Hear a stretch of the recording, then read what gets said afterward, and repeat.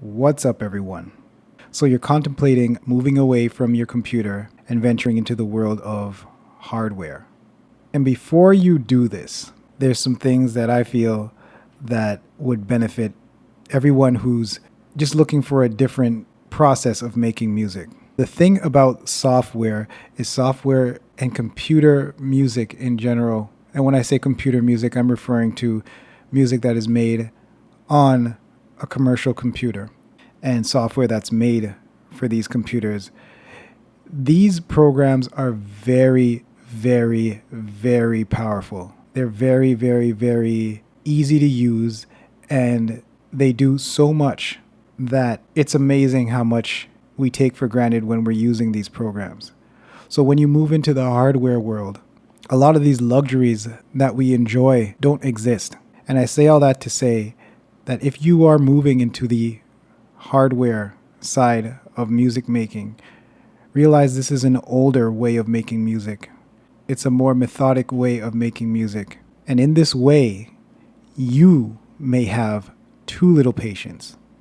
You may find that when you move into hardware, all the glory that hardware gets about being better and more hands-on and the better sound that you might get may not add up to the ease of use and the overall versatility and vast array of options that you have when you're dealing with software. The second thing is storage.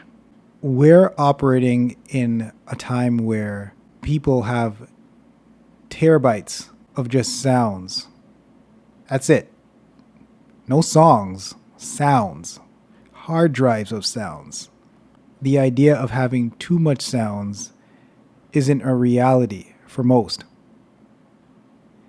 In the hardware world, it's a different mindset. This is a world where less is more.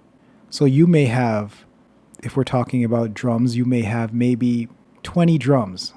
I don't mean 20 sets of drums, I mean 20 drum sounds that you will recycle and reinvent over years, literally years.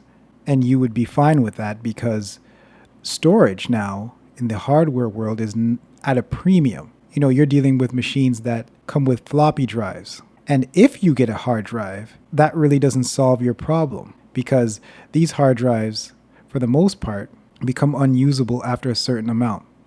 For example, if you were to get a terabyte hard drive and try to interface that with something like an Ensoniq ASR10, you will find that you would only be able to use possibly 4 gigabytes of that terabyte because at the time that ASR10 was made, there was no such thing as a terabyte. So you're asking the internal operating system of a machine that was made prior to the invention of a portable hard drive that size to use space that a machine like the ASR10 couldn't even conceive at that time. And I'm speaking about these machines as if they're people because when an operating system like the operating system of the ASR10 is looking at the hard drive, it is sort of a conversation that's going on between two machines. The operating system looks at the hard drive and says, what is this? There's no way there could be this space. And because this space doesn't exist to me, I'm not even going to recognize it.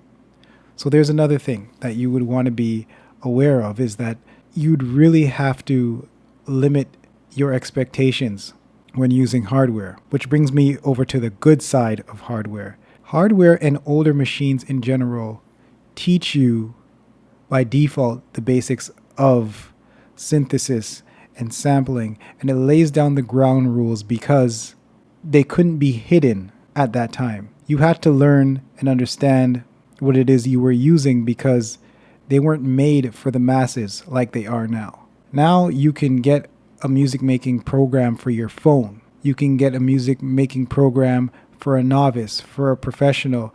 But the common thing is all of these software programs are very easy to use. The learning curve isn't that steep.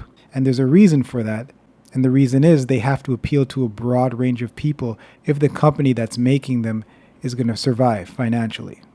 Compare that with hardware. These machines were made specifically for musicians who knew what they were doing.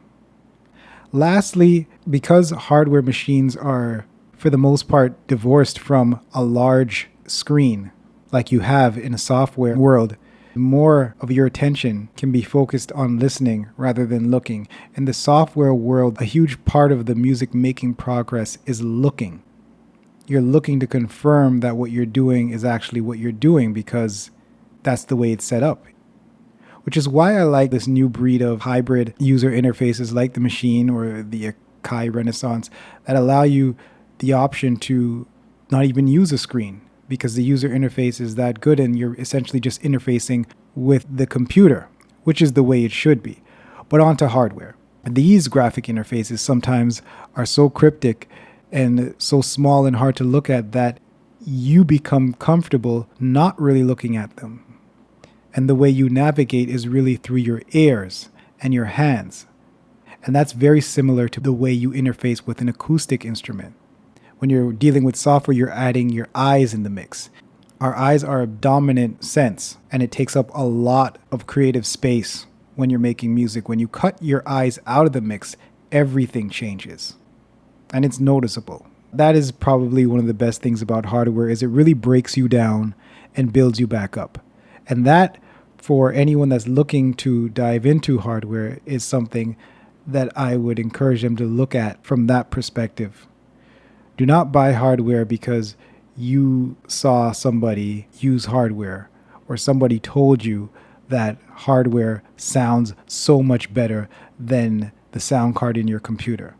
This may be true, it may not be true. But what I can guarantee you is that if you use hardware, your approach will definitely change. And this, in turn, will benefit you as a musician because it will also broaden your palette of skills. But anyway, that's about it. Thanks for watching. Subscribe to me here on YouTube. Follow me on Facebook. Follow me on Twitter and everywhere else that I am online, which you can find at thedaydreamsound.com. Peace.